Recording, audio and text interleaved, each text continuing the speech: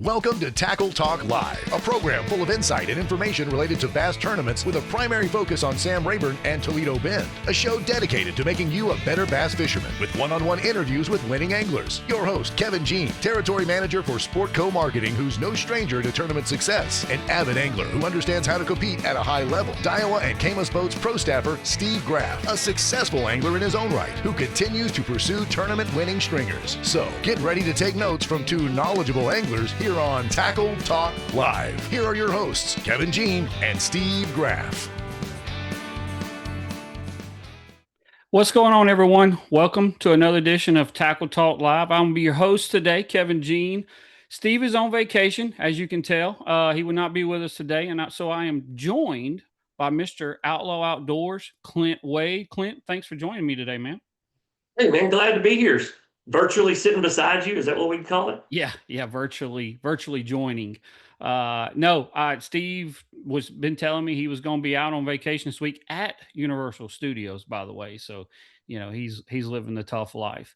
So, and immediately I'm thinking, well, I've got to have somebody else host with me because doing a show like this by yourself sucks, and I'm not very good at it. So, I needed to have somebody else come on. So you were the first one to immediately come to mind. We are always talking fishing, talking Toledo Bend and Sam Rayburn, and you're always got the mic in your hand. You're very good at this, way better than I am. So, man, I do appreciate you joining me.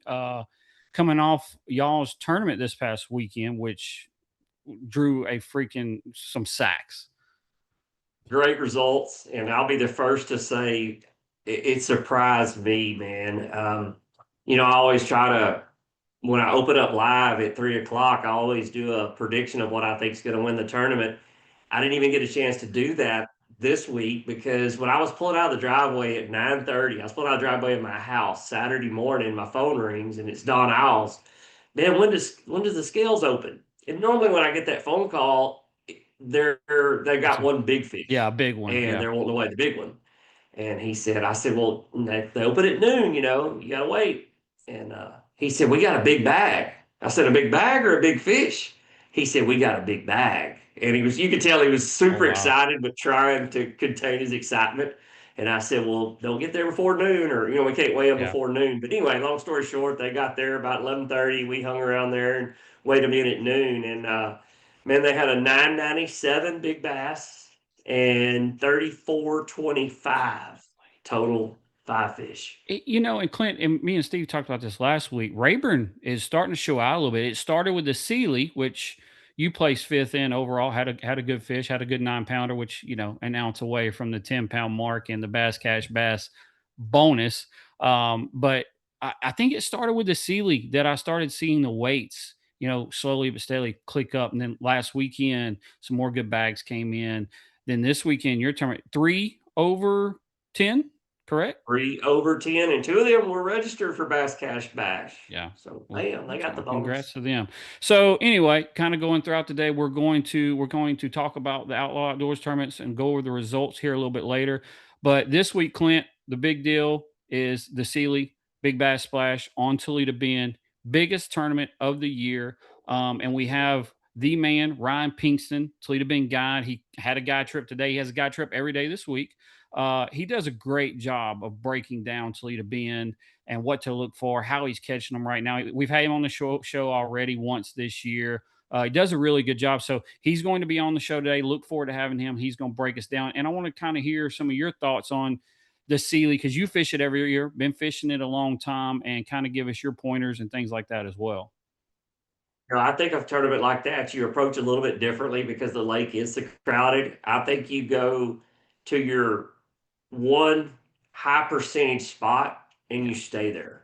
Yeah. You just tuck away somewhere that you think you have the best shot and just be patient. And really, you're waiting for one bite. Right. And, of course, you hope you get it on Friday to make the weekend feel a little bit better. But, hey, it could be like Stacy's and come on Saturday or Sunday evening, last minute, and it still pays the same. Yeah, no doubt. So, going to take a quick break. We'll recognize a few of our sponsors. When we return, we'll have Toledo Bend guide Ryan Pinkston. So, you're watching Tackle Talk Live.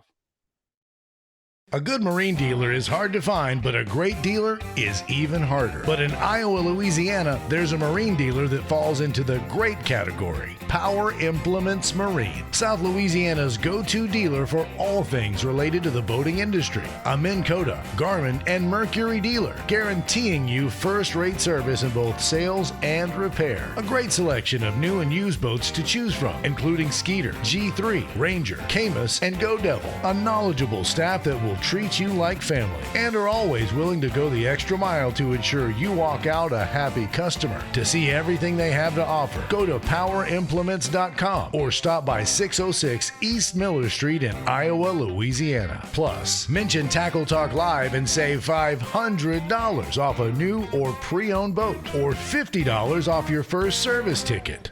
Toledo Health is a full-service primary and acute care clinic. Nurse practitioners Jarrett Rule and Melissa Vines bring quality health care that's needed and convenient to the area. Nothing is worse than being sick on your family or fishing getaway. Whether it's a stomach virus or a hook in the hand, Toledo Healthcare will try and meet all your health care needs. Appointments available and walk-ins are always welcome. So the next time you're feeling down at Toledo Bend, stop by Toledo Healthcare, located on Highway 6 just south of Toledo Town, or call 318-508-5323.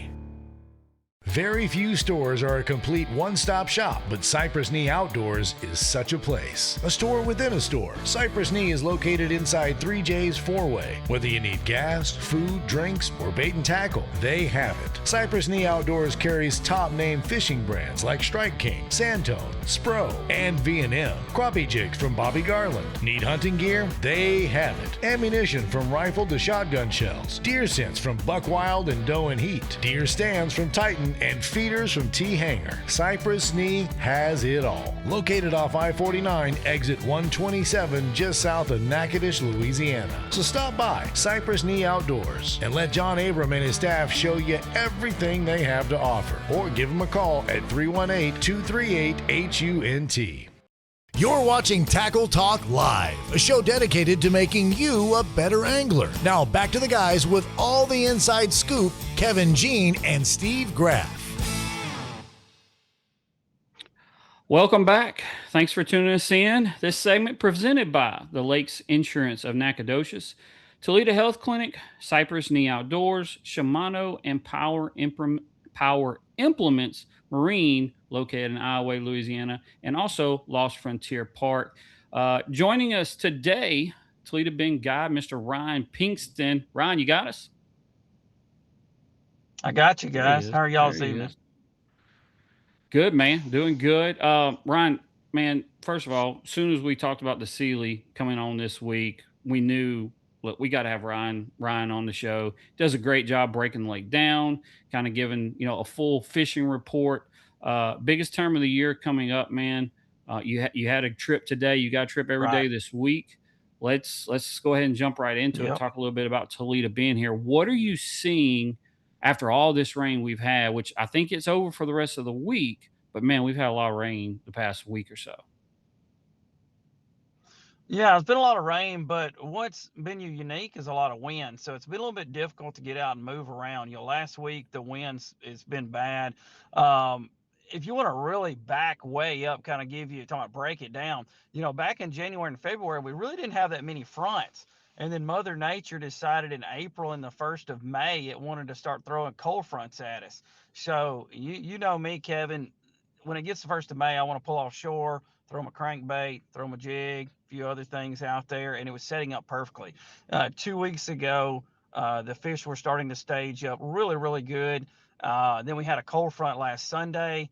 We had another one last Wednesday and a little bit of high pressure today, wind out of the north. But they've started to bite a little bit better each day. Last week was a little bit slow.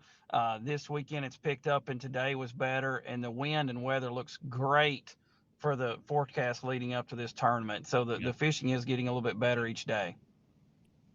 Yeah, no, it is. I've heard that, and I've seen some good weights coming from the weekend. I heard good reports from the weekend. Mm-hmm. Yes. So this past week, what did you see this past week started into today? What are you kind of seeing that's going on the lake? Yeah, so what happened was a lot of the fish were going out. They were Yeah. starting, week and a half ago. I mean, just like a light switch, all of a sudden, really 2 weeks ago today, they just made a push. And what they did is they made a push to those first points, the secondary points. A lot of the stuff inside the pockets, inside the big creeks is what they went to.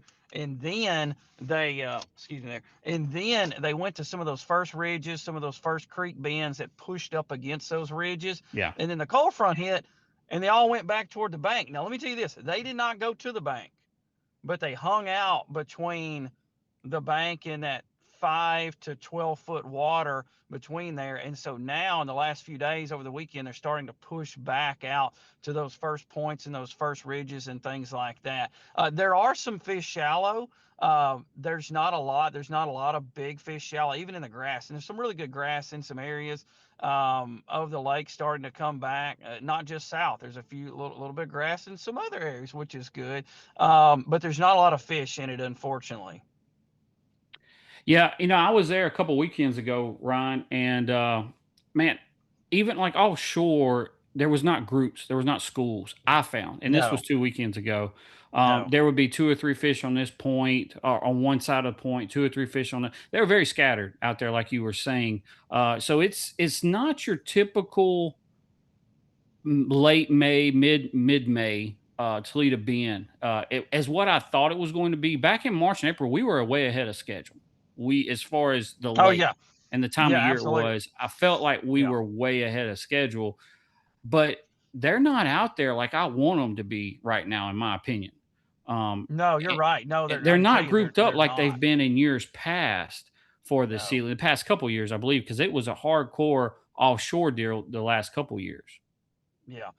They're not there. They're trying to get there. I was really excited. I've waited with the low water. We talked about this earlier in the year with the low water level, 3 to 4. Really, it was 4 feet low. Now we're back up closer to 3 feet low. But there's all the bushes and the trees and the weeds and stuff is kind of high and dry, and so it's really going to be a good offshore bite, and it still will be. I think the tournament will turn out fine, but it's held those fish up, and there's a lot of roamers. Now the fish, I can tell you this. So here's our first tip of our show today is when you pull up to the spot, whatever your spot is that you're throwing your Carolina rig out or your crankbait or whatever, when you catch one or two, you might as well just go ahead and leave, because there's only a couple of fish there. And if there is a group, let's say there's 10 there and you can see them on your 360 or your forward facing sonar or whatever it may be, you're not going to get on a bite. And so go ahead and catch a couple of them and just move on to the next spot. Now, I'm not saying you can't cycle back around in an hour, 2 hours, or tomorrow, the next day and catch some,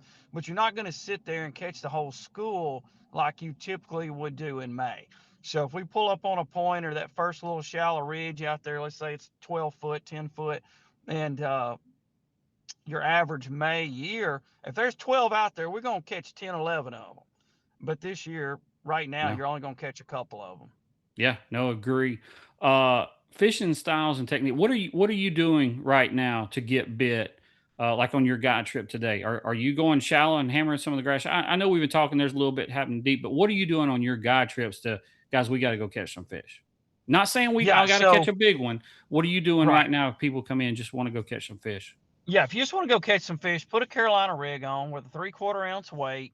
We're throwing basically 3 different plastics on that bait. We're throwing a V&M baby swamp hog in the, you'll like this, I shouldn't even say it. The Outcast Magic, the Outlaw Magic color, has been working really well. Also, the it's a great color. It is. The 6 Sense Ridge Lizard has been probably our next bait. It's a smaller profile lizard with a little flat tail on it in the green pumpkin burst, and so basically it's like a green pumpkin magic.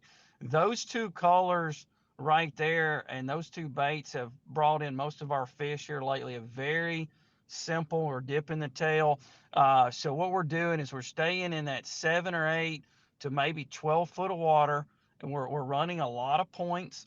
And anytime you can find, if you'll look at your map, you know how to read a map, anytime you can see that point tapering out or that ridge coming out, not far from the bank, but let's 100 yards or so in from the bank, and that ditch where the ditch swings into it, you know what I'm talking about, and these creeks are right out in front of them.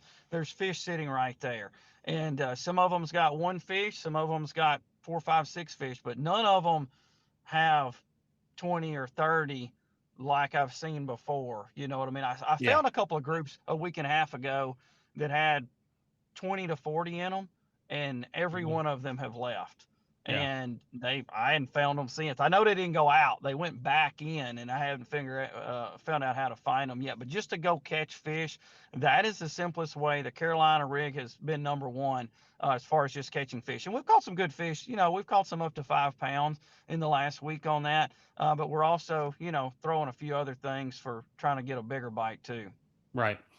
Clint, I'm gonna jump to you right here because we've talked about the Sealy a lot because you and Stacy fish it every year. For how long now? How long y'all been fishing that? Me longer than her. I mean, I grew up there in Yeah. Kirbyville, so I think it's going on 42 years. So I've probably fished it 30 of those Yeah. 42 years, and she's on probably 12 to 14 herself. Yeah. And you've had some different you approach this tournament differently than you approach any other tournament. We've kind of talked about before, just year to year. It's not and it's not I'm gonna go hit this spot, then I'm gonna go hit that spot. You can't move around a lot and kind of give me your and on a home body of water like Sam Rayburn, like you can't just hit all your big fish spots and think you're going to get them all. Kind of take me through how you approach a tournament like the Sealy. Well, you're exactly right. The first thing you do is get up in the morning and pray for patience because the lake is just crowded. Starting with the boat And ramp. absolutely, start at the boat ramp, and that's going to test you first thing in the morning. And what my fear is obviously I'm going to start on the spot that I think is best overall that I have. But my fear is if I leave here, I'm not only going to give up this spot, my next spot may be taken, my next spot may be taken, and then I'm kind of the kid at lunch that don't have a seat anymore, and everybody else is eating, and I'm on the outside looking in.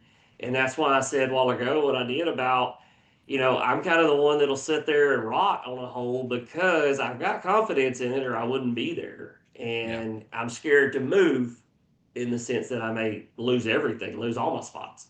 And you've got to fish some stuff that you might not normally fish, or even some areas that you might not normally fish, and you have to approach it in different ways. And like Ryan, you just said, look on your graph and find those certain areas. And it might not be an area you typically fish, but you got to understand what you're looking for. Ryan, I'm going to jump back to you here. That if somebody wants to go shallow, top water, you're a top water guy. I know you love to throw top water, but some people that want to go shallow in this tournament, how would you approach the shallow bite right now in Toledo Bend? Yeah, what I would try to do is there is some grass out there in some areas, that's if you go down south, there's plenty of grass in certain areas on the Texas side. I'll be honest with you, that grass has not been as productive. Some of the ugly shallower grass that's back up the lake. There is some grass coming up in some pockets there around the bridge and even above the bridge in the back of some pockets. If you can find some of that wind blown grass that's out a little bit more on actually the main lake or on the outside, corners of these pockets and these creeks, that's been a little more productive. Throwing two baits, throwing a bone colored spook, whether you like to throw just an old school, Zara spook or some other brand, that has been probably number one as far as catching a bigger fish. Had a few bites on a buzz bait, but they haven't been any size. And then the frog also has been a little bit inconsistent. If you can get one to bite a frog, he's a 4+ he's a 4+ pound fish. But the bone colored spook, just your kind of a Toledo Bend staple, it has been by far the best thing to throw for a big bite. And again, if you're gonna commit to that, you're just gonna have to do it and keep it in your Yeah. hand for an hour. So you can't go throw it for 20 minutes. Oh, they're not gonna bite it. I mean, Right. you're gonna throw it for an hour or two and just say, hey, we're gonna chance this early morning bite on doing something like that, because when you get bit, he's gonna be big. you know he's going to be big. He's not going to be a 2-pounder. He's going to be a 4 to 5 pound plus fish. But that's been really the only thing we've had going shallow when we've tried to do that. But there's got to be there needs to be a little bit of wind. Needs to be something to break that surface up. Yeah. Clint, while I'm going on here, if there's something or question that you can think of that I'm missing out on to ask Ryan, go ahead and jump in if I'm missing Well, something here. One when thing you on when, following up on that, Ryan, is shad spawn. Have you seen any more going on down lake, or is pretty much done? Yeah, it's pretty much done. It's been the God, I hate to say this, the lake is fishing so good. And it's been, the fish are so fat compared to the ones at Rayburn and a lot of the other lakes, and they always are. This has been the worst. I won't say the worst shad spawn, the I've heard worst that. shad spawn to pattern. It Yeah. was never, there was never a time period this year to where, usually how it is, you've got 2 or 3 days or you've got a week. And that week, lights out, it's every morning, it's going, you just go wherever you want or just go find them. You know what I mean? That never happened this year. They started spawning, shad started spawning. Gosh, it was like I saw some at the end of March, Yeah. believe it or not, all the way through about a week ago. And you would have little flutters here and there. Um, man, and then they would go 3 or 4 days and nothing. And then they'd fire up again, and then 3 or 4 days and nothing. So yeah, that's over. Most of the shad that I've seen, there is still some up there shallow. You'll see it flickering around, but I really haven't seen much shallow since probably I'd say Wednesday or Thursday last week. And what I noticed today, yesterday, and a little bit Saturday, I gotta get my days right. A little bit Saturday is that shad was already back. That shad was already back out there in that 6 to 15 foot of water. Oh, really? Wow. Yeah. Oh, yeah. A lot of it's already pulled back off the bank. And so what that's done, so if you want to get into other things, and I know Yeah. probably where you're going next is, so the next best thing's been thrown. I've been having a few bites on a Texas rig, a few better bites over the weekend and today on a jig, which was good. I've been trying to get that deal going, so finally got those. And then, of course, I'm going to throw 2 or 3 crankbaits. I mean, you're just going to keep them in hand, and we're going to throw big crankbaits, and we're going to dig them in the dirt, and we're going to grind them all the way back to the boat. And that's going to be, your Carolina rig this week, and your crankbait is probably what it's going to be one on if that's the way you're going to choose to fish. And I'm not even talking about forward-facing sonar. We ain't even got there yet. Yeah. No, we hadn't gotten And there yet. we'll talk about that in a minute. But just traditionally fishing, you will be able to go catch some fish with those 2 baits right there. Yeah. Yeah. Yeah. And I wanted to kind of, you went straight to, we talked earlier about how to, go catch fish. You went straight to how to catch a big one. And I think, and being on the water a little bit the last couple weeks, how I have, it's going to be one of those things. You got to lock 3 or 4 rods, put 3 or 4 rods on the front deck and grind it out all day with those 3 or 4 rods. It can't be, I go 30, 45 minutes, correct me if I'm wrong, and I haven't got bit and I'm going trying to do something different. Think you got to commit to some, if it's a frog, Yes. if it's the offshore crankbait, Carolina rig, you're going to have to attempt to commit to something or even commit to an area and go do it, just because, like you said earlier, it's not, the offshore bite is not just stupid right now. They're not just everywhere. They're not. No, they're not. And this is not one of those deals where you're going to have 9 rods on the front deck, or you shouldn't. Correct. It's going to be a 2 or 3 rod deal. Yeah. And it's going to be a sounds funny. It's going to be a great tournament, but it's going to be kind of a boring tournament. You're only going to have 2 or 3 rods on the deck. You're going to have, I keep going back to it, it's very simple this week. A couple of crankbaits, a couple of Carolina rigs. I'm going to have a jig, and then I'm going to have something to throw a forward-facing sonar type bait. Probably a couple of those if you're going to go down that route. And that's it. I mean, you don't need to have any other crazy things out there. We're going to go down that we're going to go down that route because they allow it. And I think this tournament this week will be more so than years past. It will be a highly favored forward-facing sonar event, just because that's how it is setting up. I know the past couple weeks, the big bags have been caught 3 to 4 weeks to a month. The big bags have been caught on a forward-face sonar. The Federation Nation kid, I mean, dude, that was 90 something pounds in 3 days. Oh, Wow. I mean, Smoked. So I think it's setting up all the stump deal, which is not a secret anymore because he made it he was very forthgoing on how he caught him, and he just flat out told everything, and I was very shocked. And I think some things like that's going to go down. I think a lot of your weigh-in hours in this tournament, unlike years past, is going to be heavy forward-face sonar. I mean, do you think I'm wrong on that, Ron? No, I think you're exactly right. And I shouldn't say this, but I'm going to say it anyway because I just put it out there. If someone is good with scope, this is going to be their tournament. Yeah. disagree. This. I Really? totally disagree, and here's why. I'm Oh, starting to feel a little bit of, or getting a little feedback from some of the scopers saying that they're pulled up to brush piles, and as soon as they hit that pile of scope, that they're seeing them fish flush a little bit, and that they're not as dumb to forward facing Yeah. sonar as they have been in the past. And I'm just wondering that once, because Rayburn, I was really scared that Rayburn was going to end up being dominated by scopers, and it really wasn't, especially No, it the wasn't. top five. Yeah. And I wonder if it's not the boat traffic on the lake, and these big fish are going, hey, kind of like big deer on opening weekend. You know, you don't normally carry big buck during opening weekend unless it's just the peak of the rut. They know what's going on. So I'm going to lean on that, and I don't think it's going to be dominated by forward facing sonar guys. yeah, I don't know if it'll be dominated, but there'll be a lot of fish caught. If you know how to do it, and let's go a little bit deeper into it if we have time.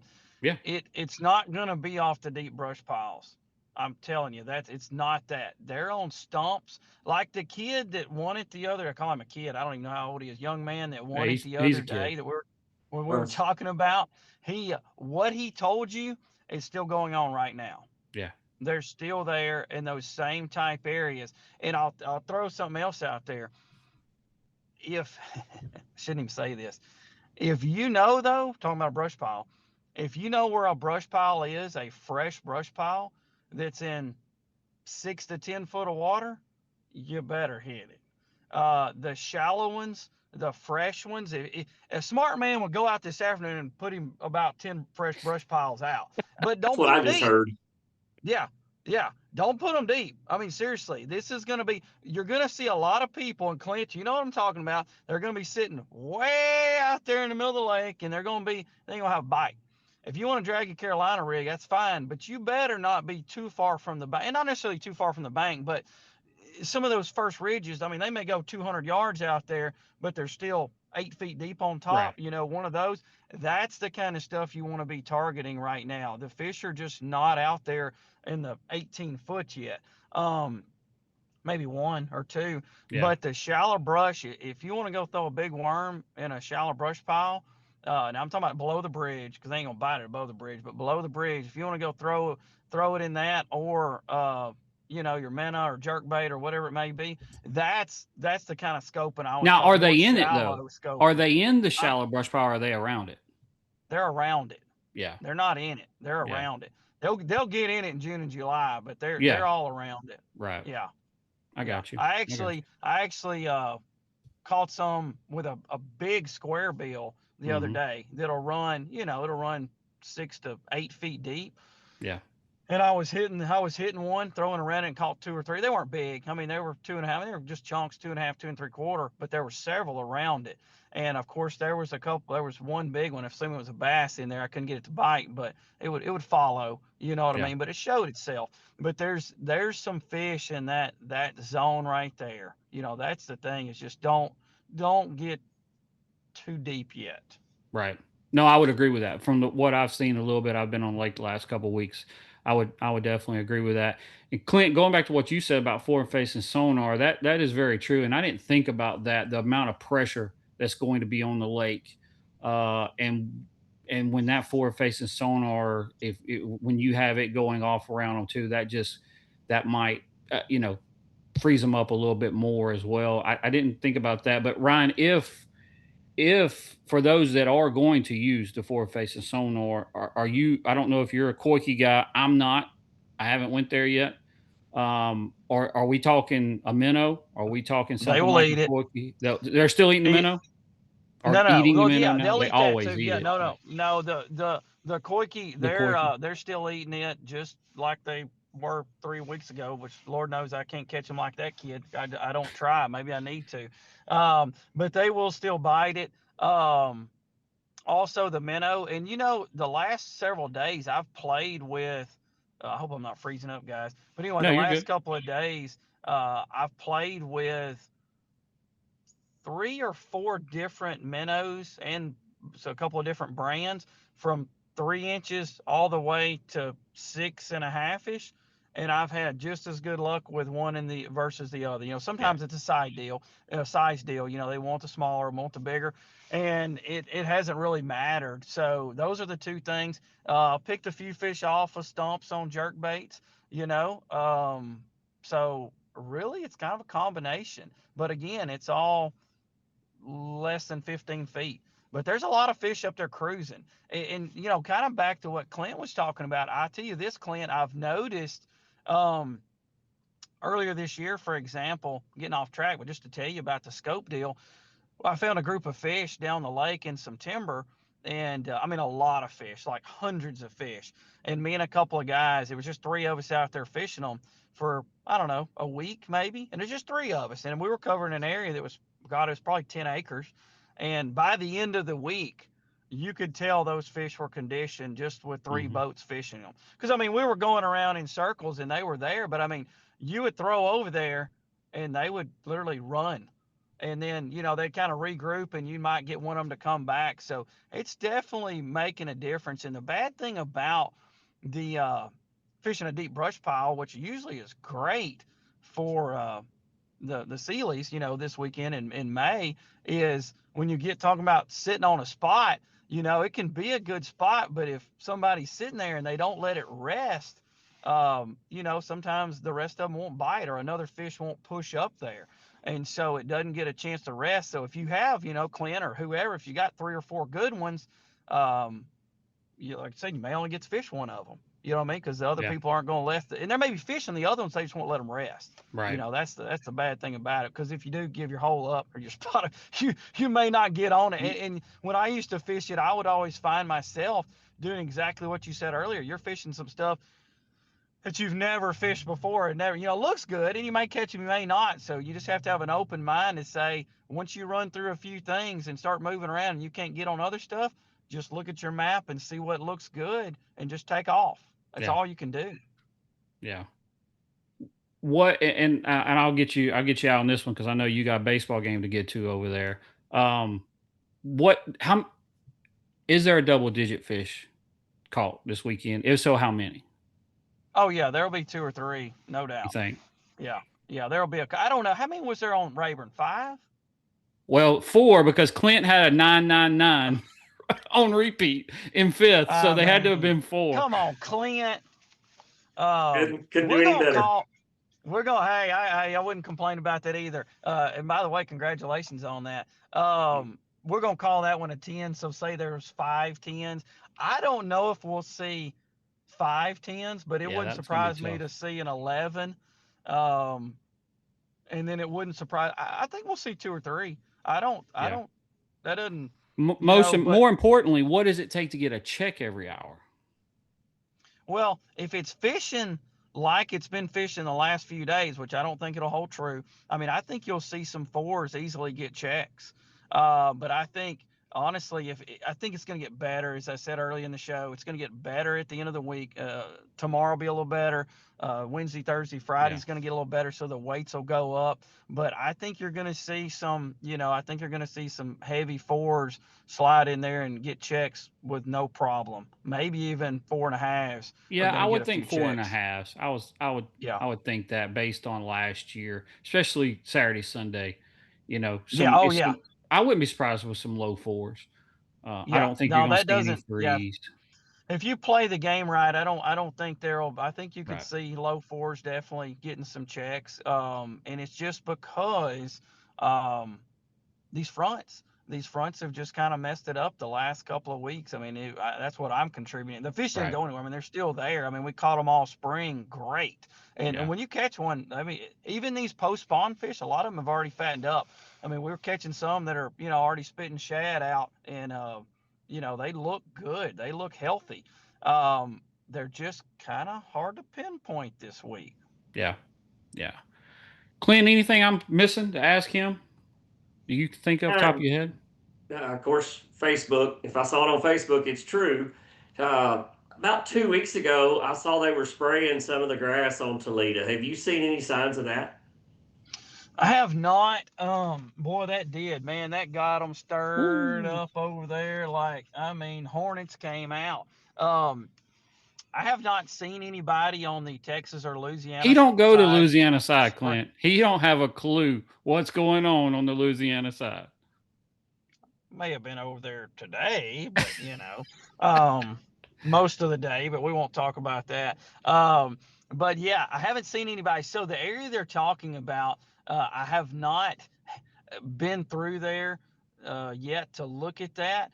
But this is somebody come on here and clarify, me or us. But apparently the weed that they're talking about, I did have a guy in the boat with me last week, and said he was very familiar with whatever this weed is, and he said it's very strong, and when it grows out, it almost turns into like a rope. And do y'all know? Are y'all familiar with that flower, that weed they were trying No. to spray? Anyway, this guy said that he was familiar with it. Don't know the truth of that, but he said it's whether it's invasive or not, but it's very tough. So when it wraps around your prop, I mean, it is very hard to, get off your prop. And apparently it was in a small area over there in United Bay, by the bridge. I think kind of back there behind, I may be wrong, but like Toledo Fiberglass, kind of Yeah. that little No, area over you're there right. on the Yes. highway. Yeah.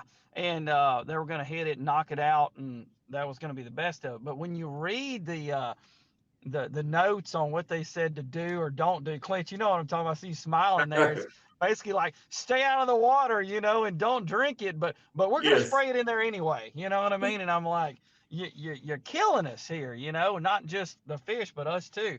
But they will be back. I'm telling you. And I hate to say it, but every year the last couple of years, whether it's I don't know if it's the SRA or Parks and Wildlife, but they contract through, and I'm talking about Texas side, and they're out there spraying, every year the last few years. And when I say the north end to the south end, I mean from the dam to Circle Drive. Yeah. They're spraying, And the good thing about it is here lately, and I've been in some backwater, took the kids brim fishing the other day, and so we were back in some real shallow stuff in kind of mid lake north, and a lot of those places where I usually see a lot of that Salvania, I hadn't seen any, Yeah. which is really good. I haven't seen near as much as I have in years past, so maybe some of these rains, moved it out, or maybe some of it, died. I did talk to a biologist the other day. I say the other day, it's been a few weeks ago, with the Parks and Wildlife, the guy down there at Jasper office. I can't, Clint, you may know him. I can't call his name. But he did say they were back on their regular schedule of stocking again. They're, like they usually do, and somewhere between 500,000 and 1 million fingerlings. They're going to be the Cheryl Lunker, the Lone Star bass fingerlings in, Toledo Bend again. So that'll help. I did see where Louisiana put a few, they started putting a few Mm-hmm. in some other lakes, and I believe a few are going to Toledo Bend. So it'll all help. You know what I mean? We really, what would really help the lake, and I know a lot of people have fussed about it this spring, but if the lake will stay low, Yes. maybe not as low as Rayburn, but if the lake will stay at least 3 or 4 feet low for a year, 2 would be better. It'll be phenomenal when it comes back up. Agreed. And I will say, I finally got to go a couple weekends ago. Man, the grass is healthy, like really Yes. healthy. Yeah. It's out deep. Yeah. And Yeah. when you pull that Carolina rig through and you pull some of it out, like it is as green as it can get and healthy. Yeah. So I'll tell you this, and I'm not going to tell you where, so don't ask. But there's some grass in parts of the lake and a few creeks, multiple creeks that has not had grass. Now, I'm not talking about coontail. I'm talking about hydrilla. I mean, beautiful green hydrilla that hasn't been there in 10 years. And there's a few areas and it's not deep. I mean, it's a foot to 3 or 4 feet maybe, but it's good. And I mean, it's pretty. And I don't mean a patch. I mean like hundreds of yards of it down the bank. And I didn't have a lot of fish in it, I will say that, but it looks good. It's trying to, and maybe it's attributed to this low water we've had this spring. But I found 2 or 3 sections, and I honestly, a couple of them I hadn't even had a chance to fish. I just was driving, looking, and so that's a good sign. And but it looks really good, in a few areas. Yeah. Ryan, we're going to let you go. I know you got to get to a baseball game, man. I appreciate you coming on. Appreciate you taking the time. Hopefully, if we get the winner on next week's show, he comes on after he wins it, and he's going to say, I won it because I listened to Tackle Talk Live again, and I listened to Ryan Pinkston, like the last guy that won the post. That's right. Or the That's Spino. right. I'm sorry, That's the exactly Spino right. tournament. Yeah, the Spino. So. Yeah. Yes. Well, the main thing is don't get too deep. You know what I mean? Right. Look for those little pinch points. Look for the actual secondary points. The ditches that swing up on that the ridge. If you can find some of your hard spot stuff like that, that's what I would focus on. And like you said, grab you 2 or 3 baits, whether it's a big worm, a Carolina rig, or 2 or 3 crankbaits, and just roll with it. Yeah. I mean, keep it simple and go. If you're not scoping, and who knows, Right. you're probably going to cash 2 or 3 checks. Ryan, appreciate it, brother. We'll holler at you later on. All right, guys. See y'all later. Thank you, man. See you, Clint. See you, Ryan. All right, Clint. We'll first go to break real quick. We come back from break. I want to jump into a little bit more of the Sealy with you and the do's and don'ts with the Sealy tournament. Kind of some tips here and there that you and Stacy use. We're going to talk again more about the Outlaw Outdoor results. We'll jump into the midget PAL results from Toledo Bend this past weekend. So all that much more coming back right after this break.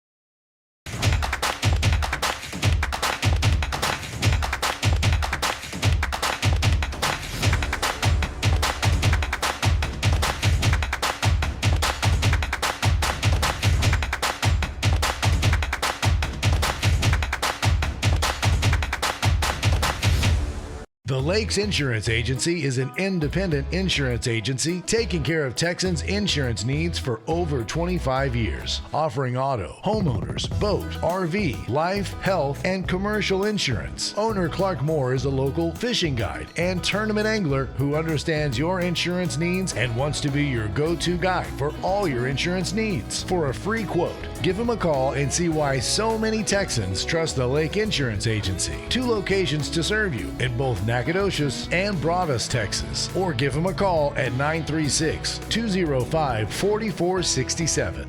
You're watching Tackle Talk Live, a show dedicated to making you a better angler. Now back to the guys with all the inside scoop, Kevin Jean and Steve Graff. Welcome back. This segment presented by the Lakes Insurance of Nacogdoches, Toledo Health Clinic, Cypress in the Outdoors, Shimano, Power Imprints Marine, located right there in Iowa, Louisiana, and Lost Frontier Park. But I felt like I read that just a while ago. I know I did. See, that was Steve's fault because that's on him. So we'll go through the other.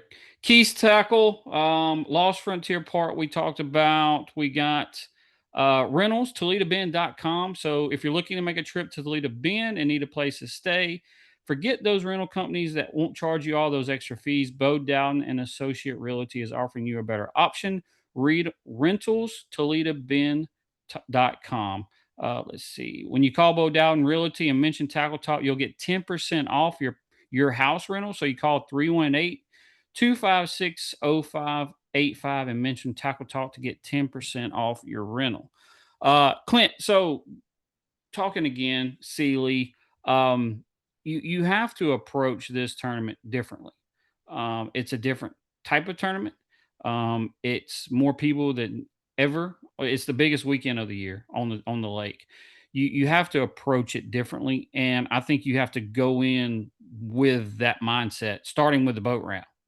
I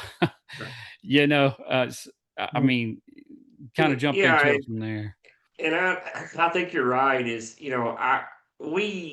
there's one tournament a year that we get up at 3:30 a.m. for, and it's the Big Bass Splash, and we never eat breakfast in the boat, and we carry cereal and milk in the boat to give us something to do because we're out there so early. Yeah. But you hit the nail on the head. Just be prepared to be aggravated. And that's not necessarily a bad thing. I'm just saying be prepared to handle whatever comes at you. Understand that, they're probably going to get 3,000 entries in this tournament. I hope they do. I hope it's Yeah. big. If it's not successful, then we got to worry about it not happening ever again, and not in a bad way. I don't know anything that nobody Right. else knows, but that's just business. So we all wish it success. But this tournament's not made up of 3,000 avid, experienced anglers. There's not that many in our area. So you've got to go to the outskirts of experience to get to that 3,000 number. And when you do, you get some guys that take a little more time at the ramp and that just do some not so smart things. And laugh at them, man. And life's too short. Just remember, we're out there blessed and having a good time to be fishing for that much money.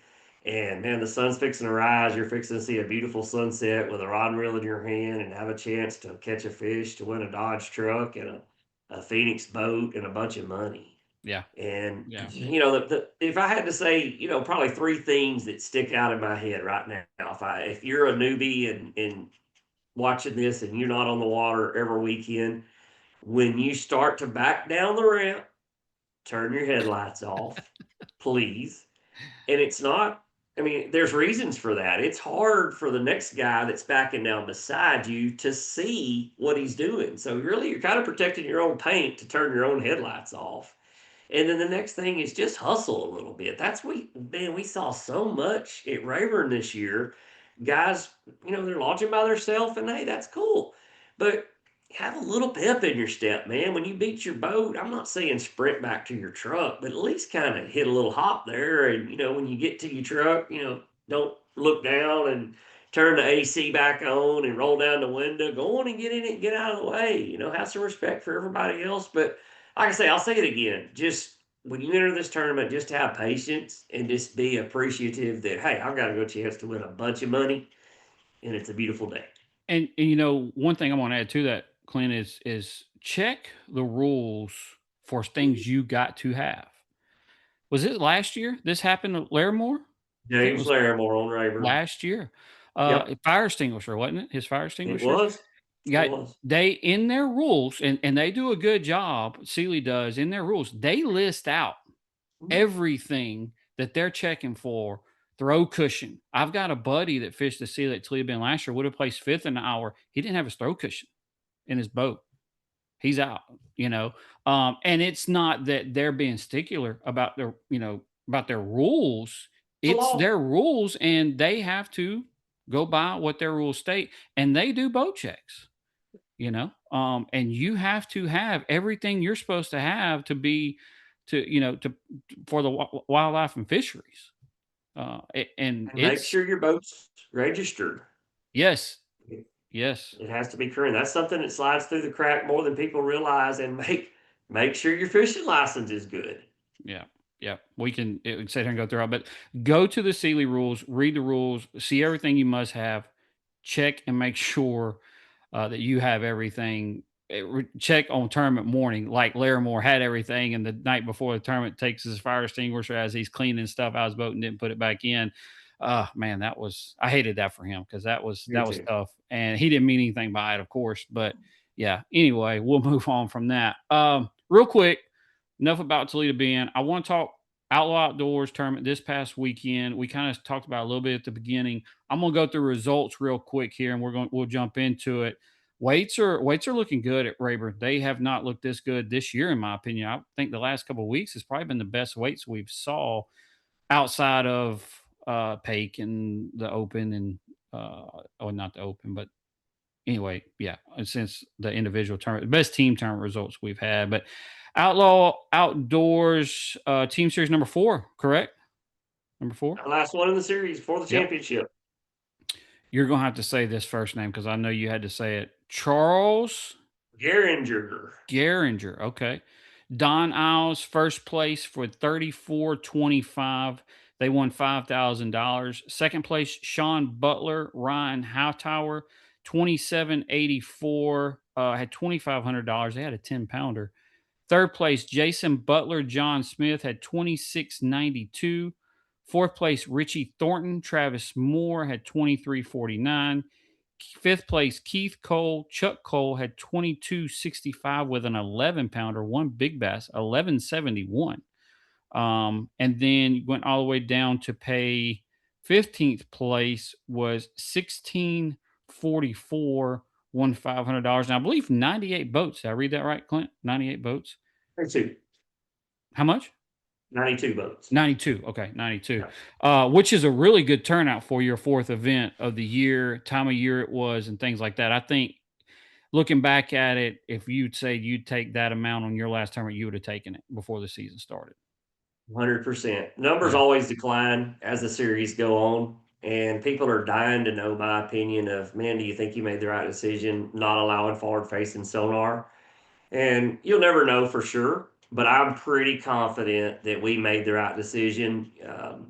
Trends were headed downward, and I think that we averaged about 105 boats in the series. Yeah. And I think if we would have left it where we allowed forward-facing sonar, I think we would have been down easily below 100, Right. possibly in the 80s averaging, just because guys, I had so many guys tell me, I appreciate you doing this. We're having fun again. We think we have a chance. And that's all we want as a fisherman is to feel like you have a chance when you enter a tournament. Yeah. Yeah. 34.25. Yeah, so how about that? The biggest thing that stands out to me, they had a 997 big bass and it won fourth. Yeah. About that for Rayburn. Yeah. What did they give away on stage? Did they talk about anything, how they caught them? Because if they caught them that early, was it a typical Rayburn morning pull up, catch them in at 30 minutes type deal? That's what they said. Yeah. And it was pretty much unexpected. Don Isles is actually Danny Isles' dad. Right. And, I've already heard it from a few people. Well, Danny probably give him those fish. And I've heard Don talk about it before. Danny doesn't give Daddy anything. No. Danny don't give anybody anything. No, he doesn't. He doesn't share much. And they said they just pulled up on those fish, and I think they were crankbait fish. I'm pretty sure they were. And they caught them and caught them fast. And like I was saying earlier in the show, at 9:30 they were calling, wanting to know when they could weigh in. And rules state they can't come in till noon, and they were standing there at noon, and we weighed them and. It really worked out great because it gave me one polygraph to give real early to get it out of the way. And we Get it gave done. 5, just like we have in all of our tournaments this year. And so far, so good on all the polygraphs, thank goodness. Yeah. Yeah. Thank God.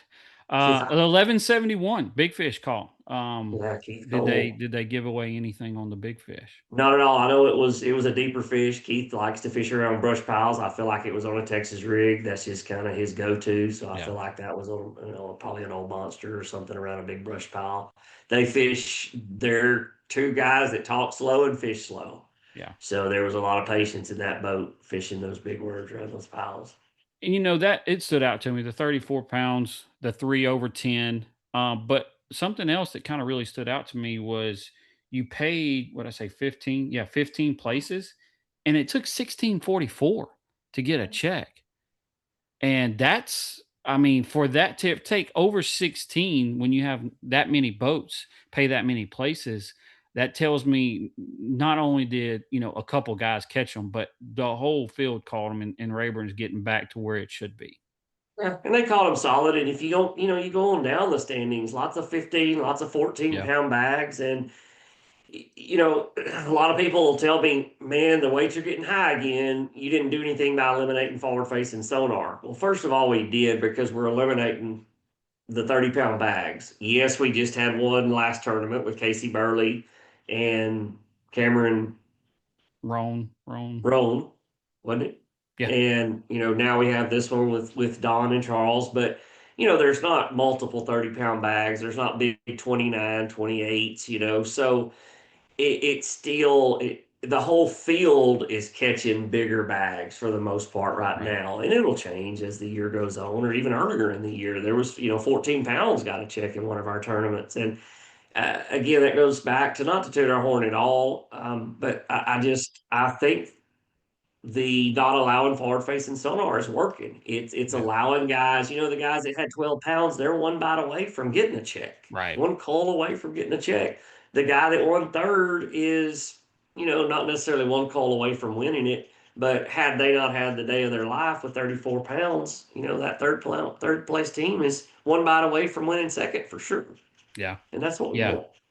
want. With all this rain, and you might not know, and I didn't pull up. Steve's way more organized with all this, and I haven't have all the lake uh, water levels. Any idea Dude, what? we don't know. The gauge is stuck. Every week, every Oh, day for like this last 7 or 8 days, you go look at the gauge and it says 0.00 change from yesterday. That's impossible. You can't yeah, keep a lake level like that. So I I don't know. know. I meant to send an email to Lyndon, the lake manager over here today, and get the story on that. But whatever. I don't know. It's rising. I promise you it's rising. It's Just got you to can be, yeah, yeah, you can visually see that some right. humps are disappearing and I don't know, I've got mixed opinions. Hmm. Like Ryan said a while ago about he wants to see the lake Yeah, stay down. One side of me wants, if you're a business owner on Rayburn, don't hate me yet. One side of me wants to see the lake stay low till November of this year and then fill back up because that will help the fishing tremendously. yeah. One side But of I you being the also fisherman, the other side of you is the business owner, absolutely and the tournament real estate organizer. broker, and I know what it's going to do to all the country club and the bars and the stump restaurants and the Airbnbs and so that side of me doesn't want it to stay low. I wish for Memorial Day it was going to be full pool. Right. So either way, the good thing is I'm gonna be happy if it's full. I'm gonna be happy if it's not full. One side of me. Yeah. No, I understand.